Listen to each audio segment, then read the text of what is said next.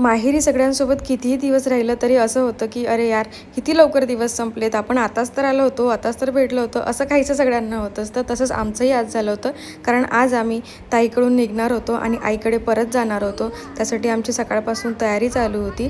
तर इकडे या उलीला लास्ट टाईम बघून घ्या, कारण हिचा लास्ट व्लॉग असणार आहे.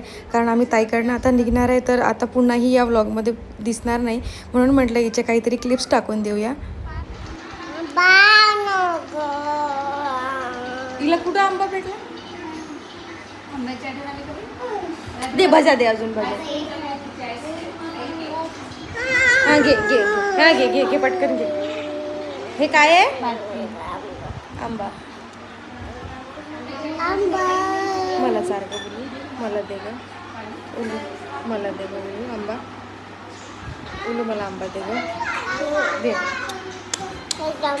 दे चार मला पटकन.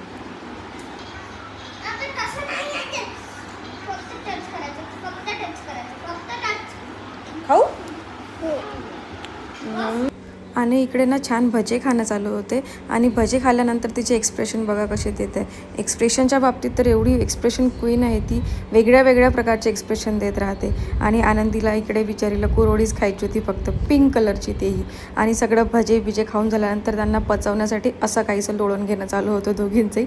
आणि एकमेकीला झोपवत एकमेकीला चारत सगळं खाणं चालू होतं. त्यानंतर आम्ही पण सगळ्यांनी इकडे जेवण करून घेतले होते, कारण आम्हालाही लवकर आता संध्याकाळचं निघायचं होतं. त्यासाठी आम्हालाही पूर्ण पॅकिंग वगैरे करायची होती. आणि संध्याकाळी असा छानसा जावयाचा मान वगैरे झाला. ताईंनी छान त्यांना कपडे वगैरे घेतले होते आणि आमच्या इकडे छान तयाऱ्या चालू होत्या.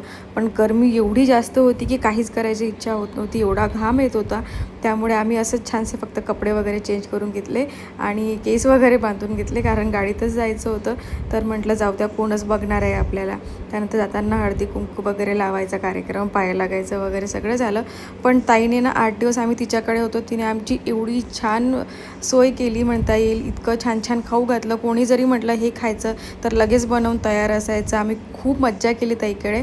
जाताना खरंच बरं वाटत नव्हतं सगळ्यांना, पण सगळ्यात जास्त वाईट याचं वाटत होतं की ही उलू आमच्यासोबत उद्या नसणार आहे. त्यामुळे सगळ्यांना असं वाटत होतं की हिला सोबत घेऊन चला, हिला सोबत घेऊन चला. हिची सगळ्यात जास्त आठवण आम्हाला येणार होती. त्यामुळे जाताना खरंच वाईट वाटत होतं. 8 दिवस कसे गेले माहीतच पडलं नाही. आता आम्ही आईकडे निघालो आहे आणि आईकडून पुन्हा मग आता आम्ही सगळेजण आपापल्या गावाला निघून जाऊ. तर अशा प्रकारे आमचे 8 दिवस गेले. तर ताईने आमचा खूप छान पाहुणचार केला आणि दर्यापूरला पोचल्यानंतर आम्हाला गरमीमुळे ना राहवत नव्हतं, म्हणून आम्ही इकडे गोल्यावर छान ताव मारला. त्यानंतर आम्ही सगळे आईकडे आलो आणि आता आम्ही उद्या सगळेजण आपापल्या घरी निघून जाऊ. तर भेटूया पुन्हा, बाय बाय.